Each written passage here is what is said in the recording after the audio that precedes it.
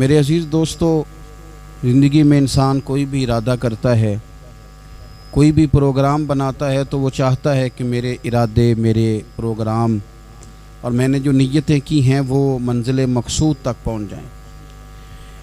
ارادہ ہر انسان رکھتا ہے، ضروری نہیں ہے کہ سب کی منزل بھی میسر آئے۔ کچھ لوگوں کا مقدر رستہ بھی ہوتا ہے، کچھ لوگوں کا نصیبہ، کچھ دیر کا سفر بھی ہوتا ہے۔ بہت سارے لوگ اسلام نافذ کرنے کی ٹرین پر سوار ہوتے ہیں، لیکن اسلام آباد آتا ہے تو منزل کو پہنچ جاتے ہیں، اور اسلام کی ٹرین سے اترتے دکھائی دیتے ہیں۔ ضروری نہیں ہوتا سب کے حصے میں نتیجہ بھی آئے، لیکن جد و جہد کرنا، کوشش کرنا، سفر کو جاری رکھنا، یہ مومن کی ذمہ داری ہے۔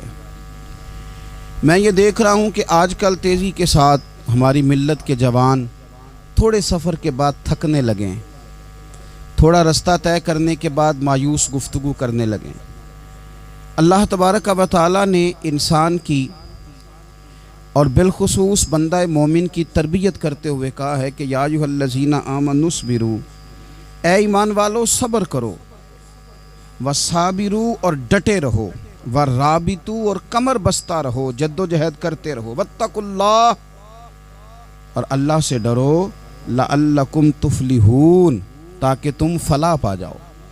صبر کرو، ڈٹے رہو اور جد و جہد جاری رکھو، ورابطوا کمر بستہ رہو، پڑھتے رہو۔ میدان کربلا کے اندر دو چیزیں جو سب سے زیادہ نمایاں ہیں اور جو سب سے زیادہ واضح ہیں، جو بڑی نکھری ہوئی ہمیں دکھائی دیتی ہیں، اور وہی دو چیزیں ہیں جس کی آج ہمارے اندر تیزی سے کمی ہوتی جا رہی۔ بڑے یہ شکایت کرتے ہیں کہ آپ نوجوانوں کو سمجھائیں، ان کو جلدی کاہے کہ یہ حالات ٹھیک ہو جائیں گے۔ بعض جگہوں پہ چھوٹے یہ کہتے ہیں کہ ابا جی سے اور دادا جی سے آپ یہ کہیں کہ کام اپنے وقت پہ ہونا ہے، جلد باز نہ ہوا کریں۔ میدان کربلا نے انہی دو چیزوں کا ہمیں سبق دیا ہے۔ وہ چیزیں کیا ہیں؟ ایک صبر، ایک استقامت۔ آپ اپنی زندگی حوصلے کے ساتھ گزاریں اور اپنے سفر کو جاری رکھیں، استقامت کے ساتھ آگے بڑھتے رہیں۔ یہ دو چیزیں سبق ہیں میدان کربلا کا۔ میدان کربلا کے اندر جو چیز سب سے زیادہ اہل بیت نبوت کی طرف آئی ہے وہ ظلم ہے، ستم ہے، جفا کشی ہے، اور اہل بیت نے جو سب سے بڑھ کر کے دکھایا ہے وہ ان کا صبر ہے۔ یہ صبر اور استقامت کی ایک مثال علماء نے لکھی ہے۔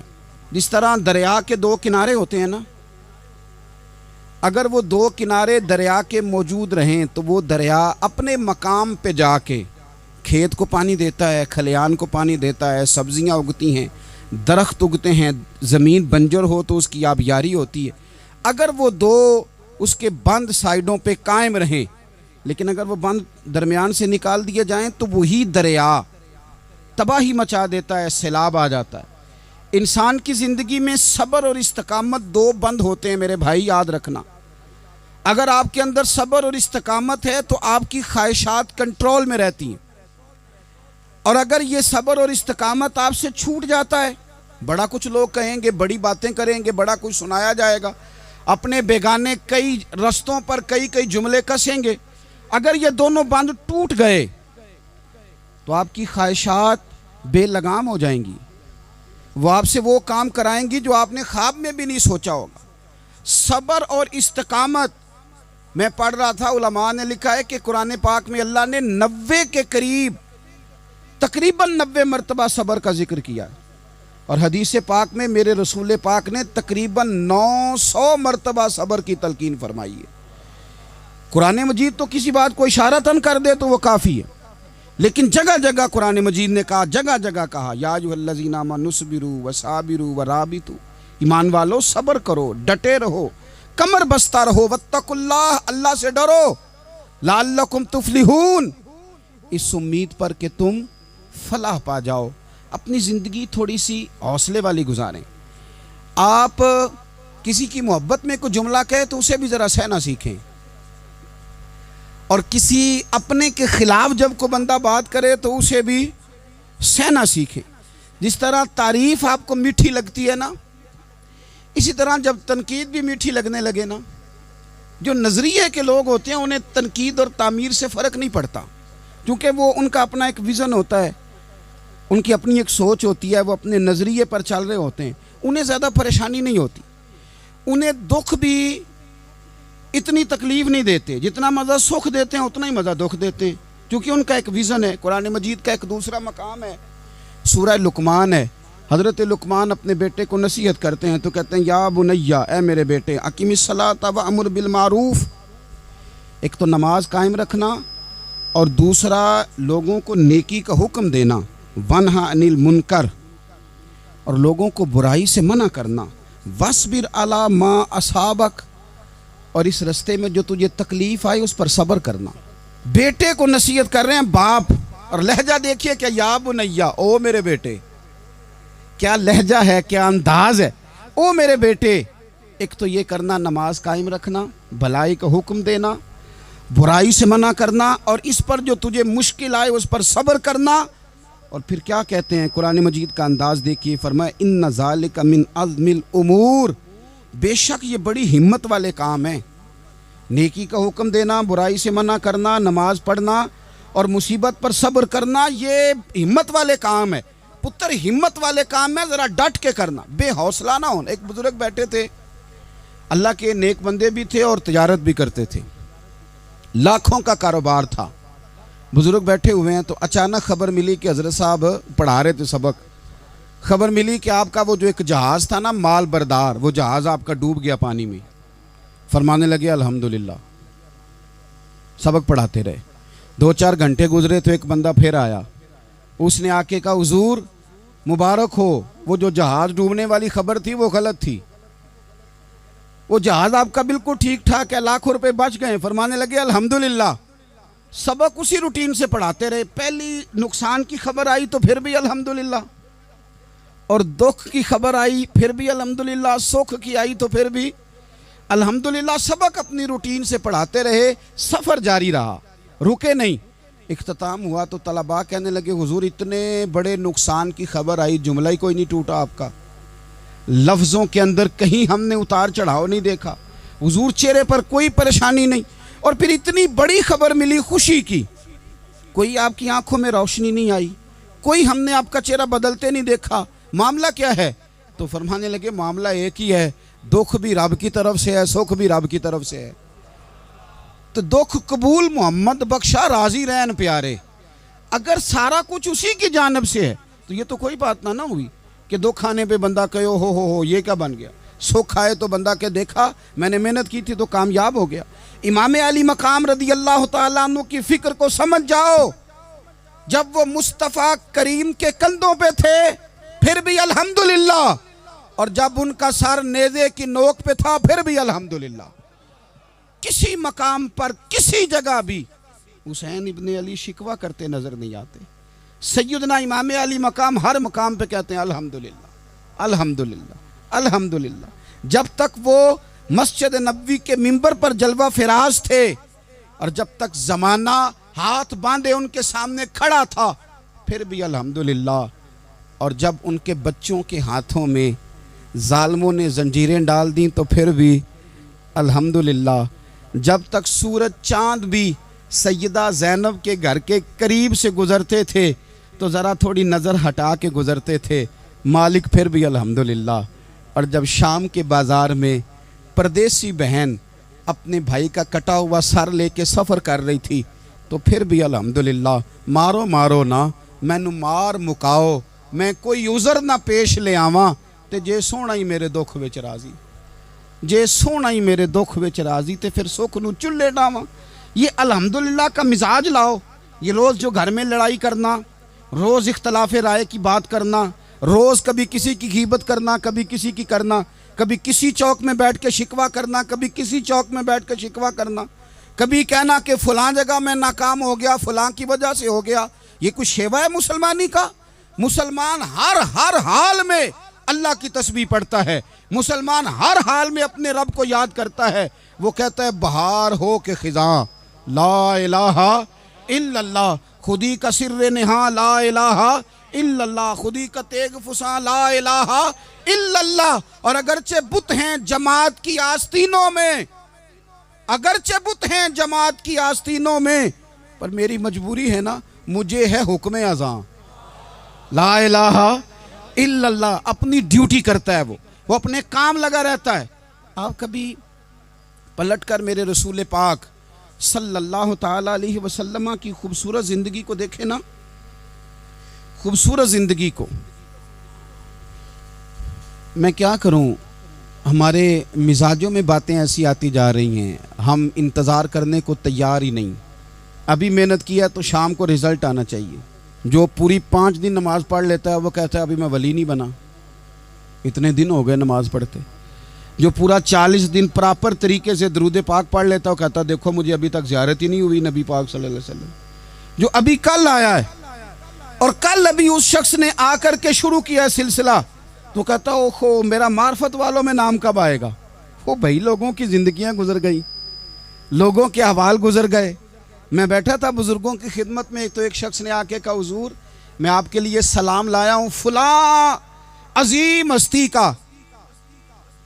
تو حضرت صاحب نے اس کو تھپکی دی، فرمانے لگے پتر میں انہیں جوگا نہیں، تینوں کوئی پلیکھا لگ گیا ہے، میں بدکار پرانا خادم، میں نہیں اس قابل یار، یہ تجھے غلطی لگ گئی ہے، مجھے تو اپنے اعمال کا پتہ ہے، میں موجود تھا اور صاحب علم و فضل بندے کے پاس تھا۔ کہنے لگے پتر میں نہیں اس قابل، مہربانی کرنا تو میرے لیے دعا کر، اللہ تعالیٰ میرے اوپر رحمت کر دے اور کوئی رستہ کھل جائے۔ اور سجنوں سنو، حضرت عمر فاروق جیسا بندہ میرے رسول پاک صلی اللہ علیہ وسلم کے غلاموں میں مولا علی شیر خدا کا مرتبہ کون جان سکتا ہے؟ حضرت علی کہا کرتے تھے میرا دل کرتا ہے اس طرح کے اعمال لے کے اللہ کی بارگاہ میں جاؤں جو اعمال سیدنا فاروق اعظم کے ہیں۔ اتنا صالح بندہ، اتنا پرہیزگار بندہ، لیکن حضرت عمر فاروق کے انتقال کا وقت آیا تو لوگ ان کی تعریفیں کرنے لگے، عمر کی بڑی بات ہے، عمر کی بڑی بات ہے۔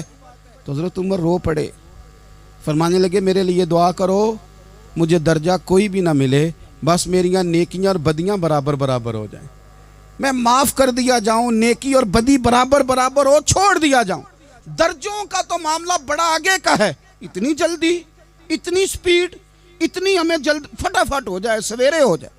آپ اپنی جد و جہد تو کریں، آپ تھوڑا پلٹ کے تو دیکھیں، آپ دیکھیں کہ لوگ میدانوں میں رہے، حضرت خالد بن ولید میدان میں رہے، حضرت سعد بن ابی وقاص میدان میں رہے، حضرت سیدنا ابو عبیدہ بن جراح میدان میں رہے، یہ لوگ ہمیشہ میدانوں میں رہے، اپنی اپنی ڈیوٹی کر کے چلے گئے۔ اسلام پھیلتا رہا، اپنی اپنی ترتیب سے آگے جاتا رہا، اپنے اپنے رنگ میں اللہ تعالیٰ لوگوں کو دین کی سمجھ عطا کرتا رہا۔ جلدی بڑی ہے، بہت جلدی ہے، شارٹ دروازہ چاہیے، صبر ہی کوئی نہیں، استقامت ہی کوئی نہیں، فٹافٹ ہو جائے۔ بہت سارے لوگ آ کے کہتے ہیں حضرت صاحب نماز تو پڑھنے لگا ہوں، روزہ تو رکھنے لگا ہوں، داڑھی بھی میں نے رکھ لی ہے اور آپ کے پاس بھی آتا ہوں، اب کوئی نگاہ کر دینا۔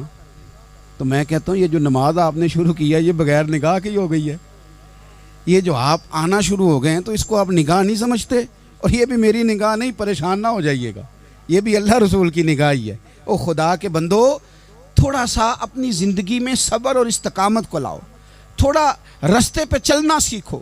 اور میں آپ کو ایک بات عرض کروں، ہمارے صوفیاء نے ایک باریک نقطہ بھی بیان کیا، وہ کہتے ہیں یہ جو وصال ہے نا، وصال، یہ تو اختتام ہے، ملاقات تو فنا ہے، جو مل گیا وہ تو گیا، جس کی ملاقات ہو گئی وہ تو گئے تھے نا جناب موسیٰ ملنے، پھر کیا ہوا تھا؟ جس کی ملاقات ہو گئی وہ تو گیا۔ اصل کام کیا ہے؟ اصل کام اس کے رستے میں رہنا ہے، اصل کام تو یہ ہے کہ تو اس رستے پہ ہے کہ نہیں، جس رستے پہ تجھے کھڑا کیا تھا، ان راہوں کا تو مسافر ہے کہ نہیں، تو نقش قدم تلاش کر، نقش قدم۔ ایک شاعر سیرت نگار بھی تھے، سمجھ لیں انہوں نے سیرت نگاروں کو بھی دیکھا، عشاق کو بھی دیکھا، رسول اللہ کے غلاموں کو دین کی نوکری کرتے بھی دیکھا، 40 سال حدیثیں پڑھاتے بھی دیکھا، نبی پاک کے نام پہ گلی گلی نگر نگر جاتے آتے بھی دیکھا، حضور صلی اللہ علیہ وسلم کی باتیں کرتے دیکھا۔ تو کسی نے ان سے پوچھا حضور تک رسائی بھی ہوئی ہے؟ تو وہ سرکار کی بارگاہ میں مخاطب ہو کے کہنے لگے تیری معراج کہ تو جانے کہاں تک پہنچا، یا رسول اللہ معراج کی رات آپ کہاں تک گئے کوئی پتہ نہیں، کہنے لگے وہ تیری معراج کہ تو جانے کہاں تک پہنچا، اور میری معراج کہ میں تیرے خاک قدم تک پہنچا۔ میرے لیے تو اتنا کافی ہے کہ محبوب وہ جو تیرے قدموں سے کبھی گرد لگتی تھی مدینے کی، اگر میں وہاں تک چلا جاؤں تو میری تو معراج ہو گئی، میرا تو معاملہ حل ہو گیا، میں یہاں تک آ گیا تو ختم ہو گئی بات۔ تھوڑا سفر کریں۔ ایک تو یہ دیکھیں آپ کہ آپ کتنے بھی بڑے ہیں، کتنے بھی عظیم ہیں، کتنے بھی لائق ہیں، کتنے بھی نیک ہیں، پھر بھی آزمائش زندگی کا حسن ہے۔ میں مسافر ہوں، کوئی زندگی کے 11-12 سال ہو گئے ہیں مجھے سڑکوں پہ وقت گزارتے، تو میں بہت سارے لوگوں سے میں نے بڑا کچھ سیکھا ہے۔ میری جو گاڑی چلانے والے لوگ ہیں ان سے بھی میں نے بڑا کچھ سیکھا ہے۔ ایک میرا دوست تھا تو میں نے اس سے کہا کہ میرا خیال ہے موٹر وے پہ آپ کو گاڑی چڑھا دی جائے تو آپ کے لیے آسان ہے، تو کہنے لگا پیر صاحب ہے موٹر وے اوکھی جے چلانی۔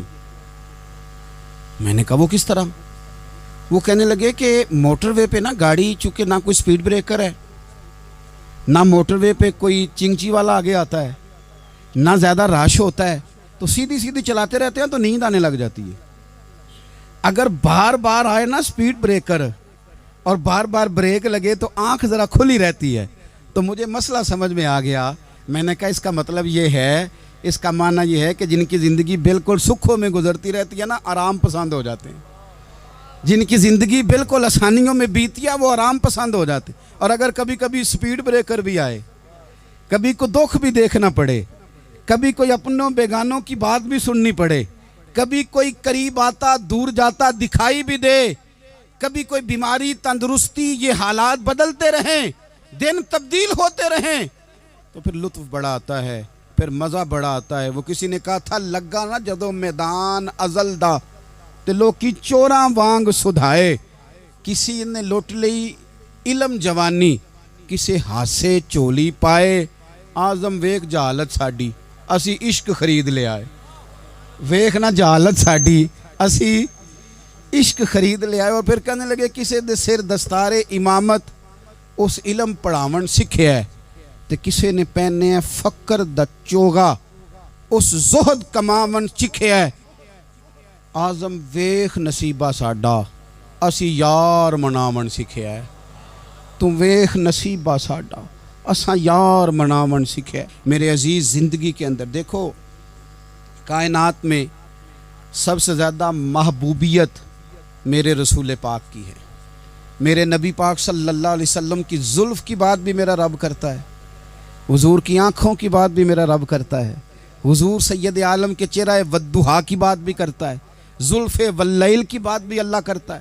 میرا رب رسول پاک صلی اللہ علیہ وسلم کے سینہ علم نشرہ کی بات بھی کرتا ہے، پیشانی والفجر کی بات بھی کرتا ہے، حضور کی آنکھیں ما زاغ البصر کی بات بھی کرتا ہے۔ اتنی محبوبیت کہ رسول پاک چلیں تو اللہ اس کی بات بھی کرے، ہجرت کریں تو اس کی بات بھی کرے، جس شہر میں حضور رہیں اس کی قسم اٹھائے۔ اور حال پتہ کیا ہے کہ محبوب پیدا نہیں ہوئے تو باپ چلے گئے، ابھی عمر چھوٹی تھی، ماں کی کھل کے زیارت ہونا تھی کہ اماں بھی چلی گئیں، دادا کندھوں پہ کھلایا کرتے تھے، تو تاریخ کہتی ہے کہ دادا کا جنازہ اٹھا تو پیچھے پیچھے حضور بھی آنسو بہا رہے تھے۔ ایک وفادار بیوی ملی تو اپنے وقت پہ سیدہ خدیجہ بھی چلی گئیں، ایک ٹائم آیا تو جناب ابو طالب بھی رخصت ہو گئے۔ مکے سے حضور کو اتنا پیار تھا وہ چھوڑنا پڑا۔ صادق اور امین کہنے والوں نے حضور کی دعوت کو قبول کرنے سے انکار کر دیا تو رسول کریم نے اپنی پیشانی پر کسی قسم کا کوئی شکن نہیں آنے دیا۔ رسول پاک مدینے آئے تو لوگ تلواریں لے کے بدر میں آ گئے لڑنے، شہید کرنے، حضور وہاں بھی کوئی پریشان نہیں ہوتے۔ میدان احد آیا تو نبی پاک نے اپنے چچا کو کٹے ہوئے وجود میں دیکھا، نکلی ہوئی آنکھوں میں دیکھا، کٹے ہوئے ہونٹوں میں دیکھا۔ کسی جگہ میرے رسول پاک صلی اللہ تعالی علیہ وسلم شکوہ کرتے دکھائی نہیں دیتے۔ حضور کی وہ بیوی سیدہ عائشہ صدیقہ رضی اللہ تعالیٰ عنہ، جن کی پاکی کا رب بیان کرے، ان پر منافقین نے الزام لگا دیا، اتنے پاک گھرانے پر لوگوں نے انگلی اٹھائی۔ میرے رسول نے آنسو بہائے، پر کسی جگہ حضور پریشان ہوتے دکھائی نہیں دیے۔ ہم ڈھونڈنے لگے، تلاش کرنے لگے۔ جب دروازہ رسول پہ گئے تو حضور خود بولے، میرے رسول فرمانے لگے، میرے غلاموں یاد رکھنا یہ صبر میری چادر ہے، یہ صبر میری چادر ہے، یہ حوصلہ میری چادر ہے۔ سیدہ عائشہ صدیقہ رضی اللہ تعالیٰ عنہ فرمایا کرتی تھی، لوگوں مجھے اللہ کی عزت کی قسم میں نے حضور سے بڑھ کر کسی کو صبر کرنے والا نہیں دیکھا، کسی کو حوصلہ کرنے والا حضور سے بڑھ کے نہیں دیکھا۔ امت کو کیا ہو گیا؟ یہ چوراہوں پہ لڑ رہی ہے، چوکوں پہ لڑ رہی ہے، گھر ہیں کہ فساد کے آئینہ دار بنے ہوئے ہیں۔ لوگ آ کے رو پڑتے ہیں کہ جناب بھائیوں کا سلوک نہیں، کوئی دعا کر دیں، رو پڑتے ہیں جناب ابا کے ساتھ بھی لڑائی ہو جاتی ہے، کوئی تعویذ دے دیں، ذرا حوصلہ نہیں، صبر نہیں، کسی جگہ ٹھہرنا تو سیکھو میرے عزیز، کسی جگہ او یارو آؤ نا، میدان کربلا کے 2 سبق، استقامت اور صبر۔ کتنا درجہ ہے سیدنا بلال حبشی کا، میں تقریر کر دیتا ہوں، آپ سن لیتے ہیں، لیکن کبھی وہ انداز بھی تو دیکھو نا۔ حضرت بلال، او میرے دوست، جیل کے اندر بندے کے ہاتھ نہیں باندھے جاتے، پیر نہیں باندھے جاتے، پر لوگ جیل میں روتے ہیں، تڑپتے ہیں۔ سیدنا بلال کہتے ہیں میں کلمہ پڑھتا تھا، رات امیہ مجھے باندھ کے رکھتا تھا، اور سویرے جب پتھر اچھی طرح تپ جاتے تھے نا تو لا کے باہر مجھے پتھروں پہ لٹا دیتا تھا، اور میرے وجود پر بھاری بھرکم پتھر رکھ دیتا تھا۔ سننا ذرا، تصور میں لانا، بھلا میں کیا کہنے لگا ہوں۔ حضرت حسان بن ثابت رضی اللہ تعالیٰ عنہ فرماتے ہیں میں مکہ مکرمہ آیا حج یا عمرے کے لیے، تو میں نے مسجد نبوی کے جو آج مؤذن بلال ہیں، میں نے ان کا یہ رنگ دیکھا کہ مکے کے بچوں نے ان کے گلے میں رسی باندھ کے نا تو ہاتھوں میں پکڑی ہوئی ہے، اور مکے کے بازاروں میں نا ان کو کھینچتے ہیں، لے جاتے ہیں۔ میں نے ایک شخص سے پوچھا یہ کیا ماجرا ہے، کیا معمہ ہے؟ تو بتانے والوں نے بتایا کہ یہ کالے رنگ کا حبشی غلام مار سارا دن کھاتا ہے، اس کے ساتھ لوگ وہ سلوک کرتے ہیں جو اذیت ناک اور خوفناک ہے، سارا دن مار کھاتا ہے پر اپنی زبان پہ خدا کا نام لیتا رہتا ہے، محمد مصطفیٰ کا نام لیتا رہتا ہے۔ او تینوں لب دیاں آپ گواچے، سانوں اپنی خبر نہ کوئی، اویخنا ساتھوں پارے نی ککھ گلیاں، ہن تے آکھ دے لوگ شدائی، اسی ننگ نموس دا ساڑ کے چولا، گل پہنے ہے تاج گدائی، اوے سجنا اپنا آپ گوایا ہے تاں یار نے چاتی پائی۔ بھائی اس طرح کا لوگوں نے بھی انداز دیکھا، لیکن ہمارا یہ حال ہے کہ کسی جگہ بھی ٹھہراؤ نہیں، کسی جگہ بھی ٹھہراؤ نہیں، کسی جگہ بھی صبر نہیں، کسی کام پر بھی استقامت نہیں۔ ہماری دوستیاں روز ٹوٹتی ہیں، تعلقات روز کمزور پڑتے ہیں، ہم بڑے جوش کے ساتھ آگے بڑھتے ہیں اور بڑے بڑے اعلانیہ وعدے کرتے ہیں۔ کون سی چیز ہے جو ہمیں کمزور کر دیتی ہے؟ سوائے اس کے کہ ہمارا نفس کمزور ہے، سوائے اس کے کہ ہمارا نظریہ کمزور ہے، سوائے اس کے کہ ہمارے اندر وہ طاقت نہیں جو ہمیں استقامت پہ لا کے کھڑا کرے، جو ہمارے اندر حوصلہ پیدا کرے۔ یاد رکھنا میدان کربلا کے اندر حضرت سیدنا امام حسین رضی اللہ تعالیٰ عنہ کا جو حوصلہ تھا وہ اتنا مثالی تھا، اتنا مثالی تھا، اتنا مثالی تھا۔ ایک جنازہ گھر میں اٹھ جائے نا، اور خدا معاف کرے وہ کسی جوان کا ہو، تو بوڑھے کی کمر کئی روز کھڑی نہیں ہوتی۔ لیکن کربلا کے اس شاہ سوار کی کہانی بھی سننا میرے بھائی، جو اپنے کندھے پہ صبح سے لاشیں اٹھا کے لا رہے ہیں، صبح سے امام علی مقام لاشیں اٹھا کے لاتے ہیں۔ حضرت قاسم بن حسن کا لاشا اٹھا کے لا کے رکھا، حضرت علی اکبر شہید ہو گئے، آواز دی ابا جی سنبھالنا، تو لاش مبارک اٹھا کے رکھی، جناب علی اصغر کی لاش اٹھا کے رکھی۔ بھائی بڑے پیارے ہوتے ہیں، بڑے ہی پیارے ہوتے ہیں، نہ مانے ہم اپنی اولادوں کے سامنے، پر بڑے پیارے ہوتے ہیں، اتنا مرضی شکوہ کریں۔ بھائی پائیاں دیاں باواں ہوندے تے بھائی پائیاں دے ویری، بڑے پیارے ہوتے ہیں، کیا کریں بھائی جو ہوئے نہیں ان کی تکلیف سہی جاتی۔ حضرت عباس رضی اللہ تعالیٰ عنہ کو جب امام علی مقام اٹھا کے لا رہے تھے تو 1 منٹ کے لیے رکے اور کہنے لگے اللہ اب میری کمر کمزور پڑ گئی ہے، میرا بھائی چلا گیا تو پیچھے سے نا کچھ کمزور پڑ گئی ہے۔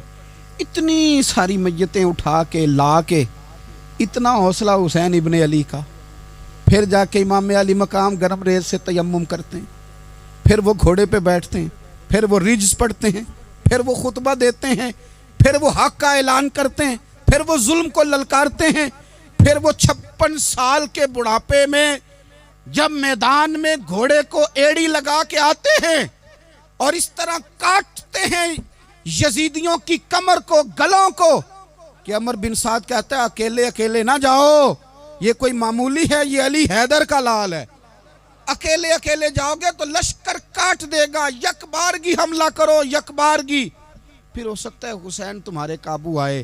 امام علی مقام میدان کربلا میں جب تیر کھا رہے تھے تو تجھے حوصلہ سکھا رہے تھے، مجھے حوصلہ سکھا رہے تھے۔ جب وہ میدان کربلا میں نیزے کھا رہے تھے، زخم لے رہے تھے تو ڈٹنا سکھا رہے تھے، حوصلہ کرنا سکھا رہے تھے۔ بات بات پہ کمزور پڑنے والوں، ملت کے جوانوں، ابھی تو تم نے بہت سارے اجالے لانے ہیں، ابھی تو کئی اندھیروں سے لڑنا ہے، ابھی تو کئی شمع جلانی ہے، ابھی تو بہت سارے گھر ہیں جو منتظر ہیں کہ تم انقلاب لاؤ گے، ابھی تو بہت ساری آبادیاں ہیں جہاں تم نے امن قائم کرنا ہے، ابھی تو بہت سارے شہر ہیں جہاں سے تم نے ظلم مٹانا ہے، ابھی تو بہت ساری جگہ ہیں جہاں تمہارے نام کے دیپ جلیں گے، جہاں تم جا کے اسلام کے نام کی تختی لگاؤ گے، ابھی تو بہت سارے مینارے ہیں جن پہ تم نے لا الہ الا اللہ محمد الرسول اللہ کے نام کا جھنڈا لگانا ہے، ابھی تو آگے بڑھنا ہے، ابھی تو بہت سارا کام کرنا باقی۔ اقبال کہنے لگے کہ وقت رخصت ہے کہاں، کام ابھی باقی ہے، اور لوگوں نور توحید کا اتمام ابھی باقی ہے۔ اور ایک شاعر اور بولے، وہ کہنے لگے مسلمانوں نہ گھبراؤ، خدا کی شان باقی ہے، ابھی اسلام زندہ ہے، ابھی قرآن باقی ہے۔ کافر کیا سمجھتے ہیں جو ہم سے روز الجھتے ہیں، ابھی تو کربلا کا آخری میدان باقی ہے، ابھی تو بڑھنا ہے، آگے سفر کرنا ہے۔ کمزور نہ پڑیں، اپنی زندگی کے اندر کسی جگہ بھی بیماری بھی آ جاتی ہے، تکلیف بھی آ جاتی ہے، آزمائشیں بھی آ جاتی، غریبی بھی آ جاتی، یہ آنے والی چیزیں ہیں تو آ جاتی۔ اپنی زندگی میں صرف 2 4 5 چیزوں کو لاگو کر لیں۔ ایک تو مخلص زندگی گزاریں، ریاکار زندگی نہ گزاریں۔ جو لوگ ریاکار ہوتے ہیں وہ بزدل ہوتے ہیں، جو ریاکار ہوتے ہیں وہ دکاندار ہوتے ہیں، جو ریاکار ہوتے ہیں وہ اداکار ہوتے ہیں، جو ریاکار ہوتے ہیں ان کے پاس ایک کریکٹر رہ جاتا ہے، اندر ان کے کچھ بھی نہیں ہوتا، خالی ہو جاتا ہے سارا۔ زندگی میں مخلص بنیں گے تو دلیر ہو جائیں گے، اخلاص کے ساتھ آپ زندگی میں سفر کریں، آپ مخلص ہو جائیں۔ میرے رسول پاک صلی اللہ علیہ وسلم نے فرمایا مخلص ہو جاؤ، اللہ کے رضا والے ہو جاؤ، مخلص ہو جاؤ، تمہارا تھوڑا عمل بھی تمہارے لیے زیادہ ہو جائے گا، تمہیں کفایت کر جائے گا تھوڑا عمل۔ اللہ کے علاوہ کسی سے ڈرنا چھوڑ دیں، غیر کا خوف دل سے نکال دیں، خوف نکال دیں، اپنی زندگی میں غیر کا خوف نکال دیں، نکال پھینکیں آپ امیروں کا خوف، نکال پھینکیں دنیا کیا کہے گی۔ یاد رکھنا عزتیں بھی رب دیتا ہے، ذلتیں بھی اس کی مشیت کا تقاضا ہوتی ہیں، رزق کا مالک بھی اللہ ہے۔ حضرت مولا علی سے کسی نے کہا کہ آپ اپنے ساتھ حارس کیوں نہیں رکھتے، گن مین کیوں نہیں رکھتے، باڈی گارڈ کیوں نہیں رکھتے؟ تو حضرت علی فرمانے لگے موت سب سے بڑی محافظ ہے، وقت سے پہلے آتی نہیں، آ سکتی نہیں۔ آپ غیر کا خوف نکال باہر پھینکیں۔ ایک جملہ میدان کربلا میں امام حسین نے کہا تھا، ایک جملہ، اور وہ جملہ اتنا طاقتور ہے کہ اگر سونے کے پانی سے لکھا جائے، ہیروں سے تولا جائے تو یہ ساری چیزیں کمزور پڑ جائیں۔ امام علی مقام میدان کربلا میں جب گھوڑے پہ سوار ہوئے، اللہ اکبر کہہ کے میدان میں آئے، اور آپ نے یزیدیوں سے کہا کہ تم ظالم ہو، جابر ہو، فاسق ہو، اطاعت تمہاری نہیں قبول کی جائے گی، اب بتاؤ لڑنا ہے کہ کیا کرنا ہے۔ جب وہ لڑنے کے لیے میدان میں آئے تو امام نے ایک جملہ کہا، فرمانے لگے لوگوں گواہ رہنا، آج میں نے عزتیں خرید لی ہیں اور ذلتیں دور کر دی ہیں۔ عزت ہے ہمارے پاس، عزت، ذلت دور ہو گئی۔ اگر اس کے ظلم سے چھپ کے بیٹھ جاتے، اگر ان تلواروں کے سامنے کمزور پڑ جاتے، اگر اس بڑے لشکر کو پیٹھ دکھا دیتے تو یہ عزت والا معاملہ، لوگوں ہم نے عزتوں کا سودا کیا، ہم نے ذلتیں بھگا دی، ہم نے وہی سودا کیا جو ہمارے اجداد کا طریقہ تھا، جو ہمارے اسلاف کا طریقہ تھا، جو طریقہ ہم نے علی المرتضیٰ سے سیکھا تھا اور نبی مصطفیٰ سے سیکھا تھا، وہ طریقہ ہم نے کر دکھایا۔ اللہ کے غیر کا خوف نکال پھینکے زندگی۔ اور تیسری بات، ہدف مقرر کریں، ہدف مقرر کریں۔ آپ کیا ہیں؟ آپ دین کے دائی ہیں، آپ دین کے مبلغ ہیں، آپ دین کو مالی سپورٹ کرنے والے ہیں، آپ اخلاقی سپورٹ کرنے والے ہیں، آپ ایک تاجر ہیں، آپ کس طرح کر کے میدان میں ہیں، آپ ایک ویلفیئر شخصیت ہیں، لوگوں کا بھلا کرنے والے، آپ کیا ہیں؟ اپنی زندگی میں اپنے اہداف مقرر کریں، بے معنی بے مقصد زندگی نہ ہم نے ہدف بڑا چھوٹا مقرر کیا ہے۔ ایک بندے کا ہدف ہے کہ میں نے کروڑ پتی بننا ہے، بن گیا وہ کروڑ پتی، اب کیا کرے؟ اب وہ ٹینشن میں ہے، کیا کروں؟ ہدف چھوٹا تھا نا، وہ پورا ہو گیا۔ ایک بندے کا ہدف تھا میں نے بڑی دکان خریدنی ہے، خرید لی، اب کیا کرے؟ اب ٹینشن میں ہے، آگے کدھر جائے؟ ایک بندے کا ہدف تھا میں نے وزیر بننا، بن گیا، یہ چھوٹا ہدف ہے، یہ ہدف کبھی بھی آپ قبول نہ کریں۔ ایک ہدف وہ تھا جو یزید نے اختیار کیا کہ مجھے حکومت پہ بیٹھنا ہے، ایک ہدف وہ تھا جو عبید اللہ ابن زیاد کا تھا کہ مجھے گورنر بننا ہے، ایک ہدف وہ تھا جو عمر بن سعد کا تھا کہ مجھے رے کی حکومت لینی ہے۔ یہ ان لوگوں کے ہدف تھے، اور ایک ہدف حسین ابن علی کا تھا، امام علی مقام کا تھا کہ مجھے جبر کے سامنے ڈٹنا ہے، ظلم کے سامنے ڈٹنا ہے۔ امام علی مقام کا خون تو بہہ گیا، کربلا کی زمین تو رنگین ہو گئی، نہ عبید اللہ ابن زیاد کی گورنری بچی، نہ شمر کو حکومت ملی، نہ یزید کچھ کما سکا، نہ زیاد کا وہ ظلم رہا، نہ یزید کی وہ جفا رہی، جو رہا تو نام حسین کا، جو رہا تو نام حسین کا، جسے زندہ رکھتی ہے کربلا، جو رہا تو نام حسین کا۔ چھوٹے اہداف نہ مقرر کرو۔ یہ کیا بات ہوئی؟ ایک کونسلری پہ سارا کچھ ہار دینا، ایک بچے کے میڈیکل کالج کے داخلے پہ سارا کچھ ہار دینا، ایک ہلکی چیز سفارش پہ سارا کچھ ہار جانا، ایک بڑے آدمی کے نام فوٹو آ گئی اور تو سارا کچھ ہار کے بیٹھ گیا۔ نہ اپنی قیمت تھوڑی نہ لگا، جگہ جگہ نہ بکا کر، جگہ جگہ نہ بکا کر، جگہ جگہ نہ اپنے آپ کو سیل کیا کر۔ ہمارے سودے ہو گئے، ہمیں حضور نے خرید لیا، مدینے کی گلی میں سودا ہو گیا۔ سودا کس نام پہ ہوا؟ کس نام پہ ہوا؟ ہم نے صرف اتنا کہا کہ یا رسول اللہ میدان محشر کہہ دینا کہ وہ دیکھو ہمارا غلام آ رہا ہے، بس اتنی سی بات پہ سودا ہوا، بک گئے، طے کر لیا، اس کو معراج سمجھا۔ بھائی کمزور کیسے پڑ گئے ہم؟ کس مقام پہ کمزور پڑ گئے؟ کہاں جا کے ہمارے اندر کمزوری آئی؟ استقامت، صبر، حوصلہ، ڈٹنا، مضبوط ہونا۔ ہم نا سوشل میڈیا دیکھ کے رائے قائم کرتے ہیں، آج کل یہ ہو رہا ہے تو لہذا اب بھی یہ کر دیں، کل وہ ہو رہا ہے تو لہذا اب بھی وہ کر دیں۔ ہمارا نظریہ کتاب و سنت ہے، ہمارا نظریہ وہ ٹرینڈ نہیں جو آج کل فلانی جگہ پہ چل رہا ہے، ہمارا نظریہ ہمارے بزرگوں کے 1400 سالہ نظریات ہیں۔ آپ 4 5 6 خبریں دیکھ کے نظریہ نہ بنایا کریں، نظریہ اللہ کی کتاب دیکھ کے بنائیں، رسول اللہ کا فرمان دیکھ کے بنائیں۔ 5 7 10 20 اینکر جہاں آپ کو لے کے جائیں وہ والا ذہن نہ بنائیں، ذہن وہ بنائیں جو ذہن ہمیں سیدنا امام حسین نے عطا فرمایا ہے۔ اپنی زندگی میں ایک تو اخلاص لائیں، اللہ کے غیر کا خوف نکالیں، ہدف مقرر کریں، اور مزاج جد و جہد والا بنائیں، جد و جہد والا۔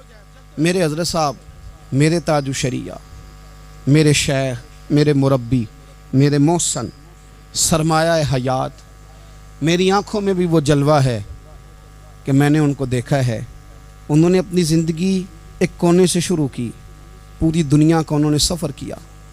انہیں پتہ تھا کہ بریلی شریف میں لاکھوں لوگ آتے ہیں، یہاں عرس ہوتے ہیں، لیکن ان کی ایک وصیت ہے، وہ بہت ساری جگہ آڈیو ریکارڈنگ بھی اس کی موجود ہے۔ حضرت نے فرمایا تھا میں زندگی میں رسول اللہ کے دین کے لیے نکلا ہوا ہوں، میں جگہ جگہ سفر کرتا رہتا ہوں، میری وصیت ہے اس رستے میں اگر کہیں میرا آخری وقت آئے تو مجھے بریلی شریف نہ لے کے جانا، اسی راہ میں مجھے دفن کر دینا، اسی راہ میں، اسی جگہ دفن کر دینا۔ میں چاہتا ہوں اسی راہ پہ دفن ہو جاؤں، اسی جگہ۔ عدم سے لائی ہے ہستی میں آرزو رسول، دیکھو ہمیں کہاں کہاں لیے پھرتی ہے جستجو رسول، کہاں کہاں لیے پھرتی ہے جستجو رسول، اور میں اپنی حیاتی تو قربان تھی وہاں۔ دیکھو محمد پکیندے گزر گئی، احد نال احمد صدیندے گزر گئی۔ کہا کہ اسی رستے میں نا، اسی رستے میں، یعنی رستہ ہو اور جب آخری وقت کا اعلان ہو تو لوگ کہیں کہ وہ تو حضور کے دین کی بات بتانے گیا تھا، اور کوئی کہے وہ تو ابھی ابھی رسول اللہ کا دین سنا کے گیا تھا، اور کوئی کہے کہ اس نے تو کل بھی وعدہ کیا تھا کہ وہ آئے گا اور حضور کی بات سنائے گا۔ عدم سے لائی ہے نا ہستی میں ہمیں آرزو رسول۔ لوگوں دیکھو نا ہمیں کہاں کہاں لیے پھرتی ہے جستجو رسول۔ پھر عجب ہی نظارہ ہو میدان حشر میں بے دم کہ سب ہوں پیش خدا، اور میں روبرو رسول۔ اپنی زندگی میں اہداف مقرر کریں لوگوں۔ ہم نے اپنے بچوں کو، اولادوں کو، قبیلوں کو، بستیوں کو، برادریوں کو بڑا کچھ دیا ہے۔ آؤ نہ آج ہم اللہ کے حضور کچھ ارادے کریں کہ ہم اپنے دین کو بھی کچھ دیں گے، ہم اپنے مذہب کے لیے بھی کچھ کریں گے۔ آپ یقین کریں کالج مضبوط ہو گئے، مدارس کمزور ہو گئے۔ آپ یقین کریں کھیل کے اڈے آباد ہو گئے۔ خدا را اپنے دین کے لیے بھی سوچنا سیکھیں، اپنی اسلامی اقدار کے لیے بھی سوچنا سیکھیں، دین کی سربلندی کے لیے بھی سوچنا سیکھیں۔ میری زندگی کا مقصد تیرے دین کی سرفرازی، میں اسی لیے مسلمان، میں اسی لیے نمازی۔ حضرت عمر فاروق رضی اللہ تعالیٰ عنہ نا ہاتھ کے اندر تلوار لے کے دین کی پہرے داری کو نکلتے تھے۔ امام حسین نے تلوار لی، میدان میں دین کی پہرے داری کو نکلے، دین کی اقدار بچائی ہیں امام حسین۔ کسی شاعر نے کہا تھا دین نبی دا وانگ یتیمہ رووے تے کرلاوے، آکھے او لوکو میں کتھوں لباں عمر بہادر جیڑا مینوں سینے لاوے۔ امام حسین نے اقدار بچائے دین کے۔ فرمایا فاسق، فاجر، ظالم، شرابی یہ مسلمانوں کے حکمران ہو سکتے؟ تو جو اقدار امام علی مقام بچانے نکلے ساری اولاد سمیت، ان کو بچانے کے لیے میں اور آپ کیا اقدامات کر رہے ہیں؟ ہم کیا کر رہے ہیں؟ ہمارے ملک کے اندر آہستہ آہستہ آپ غور کر لیں زنا بالجبر کہاں چلا گیا۔ معاذ اللہ عام زنا کے حالات کتنے خوفناک ہیں، زیادتیوں کی شرح کتنی بڑھ گئی ہے۔ آپ دیکھیں روز وہ خبریں، وہ چیزیں سنی نہیں جاتی۔ معصوم بچیاں، جنسی درندگی کے جو حوال ہیں، ابھی بھی لوگوں کو انتظار ہے کہ انہوں نے حسینی کب بننا ہے، فکر حسینی کے پاسبان بنے۔ یہی تو وقت ہے جب امام علی مقام آپ کو پکار رہے ہیں۔ اپنے اپنے چکر میں الجھ کر اقبال کہتے ہیں ہر کوئی مست مئے ذوق تن آسانی ہے، حیدری فقر نے دولت عثمانی ہے، تم کو اسلاف سے کیا نسبت روحانی ہے، وہ معزز تھے زمانے میں مسلمان ہو کر، اور ہم خار ہوئے تار کے قرآن ہو کر۔ اٹھنے کا وقت ہے، ارادے کرنے کا وقت ہے۔ اسلامی اقدار اپنے گھروں میں، اپنی جمعیت میں، اپنے قبیلے میں اس کے نفاذ کا وقت ہے۔ جد و جہد کریں، آگے بڑھیں، ہمت کریں۔ جس کی کوئی نماز آج کی رہ گئی ہے وہ ساری نمازیں پوری کر کے، جو قضا ہیں وہ ادا کر کے سوئے۔ اللہ کی بارگاہ میں استغفار پڑھیں، توبہ کر کے اپنے وقت کو بتائیں۔ چھوڑ دیں دوسروں کی غلطیوں پہ اتنا وقت لگانا، اپنے اوپر تھوڑی محنت کریں، اپنے اندر کچھ خامیاں نکالیں اور کچھ اپنے آپ کو رگڑ کے خوبیاں پیدا کریں، اور اپنی صلاحیتیں اپنے دین کے لیے خرچ کریں، اپنی خوبیاں دین کے لیے لگانے کی کوشش کریں۔ ہم بھی دوبارہ سے تجدید عہد وفا کرتے ہیں، دوبارہ سے آج کہتے ہیں کہ یا رسول اللہ صلی اللہ علیہ وسلم، ہمارا وعدہ ہے کہ میری زندگی کا مقصد تیرے دین کی سرفرازی، میری زندگی کا مقصد تیرے دین کی سرفرازی، میں اسی لیے مسلمان